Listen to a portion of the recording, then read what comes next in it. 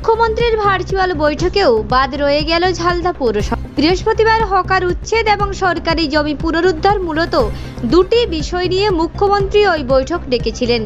Virtually সেখানে যোগ দিয়েছিলেন রাজ্যের বিভিন্ন পৌরসভার পুরপ্রধান, কর্পোরেশনের মেয়র, এসডিও, বিডিও এবং থানাগুলির ওসি, আইসিরা। তবে সেখানে যোগ দেওয়ার সুযোগ মেলেনি ঝালদার তৃণমূল পুরপ্রধান সুরেশ আগরওয়ালের। সোমবারে মুখ্যমন্ত্রী নবান্নের বৈঠকেও নদিয়ার বাম পরিচালিত তাহিরপুরের মতো জায়গা হয়নি ঝালদার। যদিও ঝালদার পুর বোর্ডে রয়েছে শাসক দলের হাতে, তবু কেন নিজের দলের পুরসভাকে মুখ্যমন্ত্রী কেন একঘরে করে দিতে চাইছেন, এ নিয়ে নানা গুঞ্জন শোনা যাচ্ছে নানা মহলে।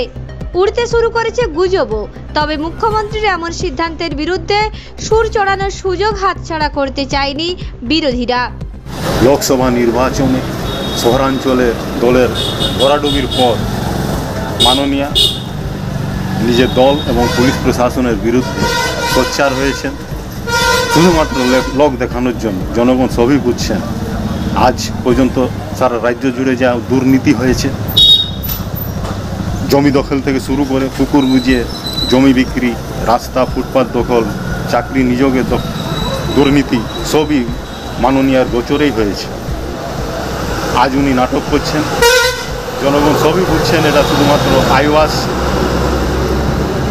আজকে উনি পুলিশ প্রশাসনদের নিয়ে একটি ভার্চুয়াল বৈঠক করেছেন, সেখানেও দেখা যাচ্ছে ঝালদাকে বাদ দেওয়া হয়েছে। আমাদের বোধগম্য হচ্ছে না যে উনি ঝালদাকে কি পশ্চিমবঙ্গের অংশ মানেন না, নাকি লোকসভা নির্বাচনে ঝালদায় বিজেপি ভালো ফলাফল করেছে সেই জন্য ঝালদার সাথে এইভাবে অমাতৃসুলভ আচরণ করছেন।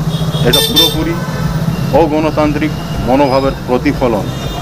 ঝালদার এইভাবে উপেক্ষা, ঝালদাকে এইভাবে উন্নয়ন থেকে বঞ্চিত করা আমরা কোনোভাবেই মেনে নিতে পারি না।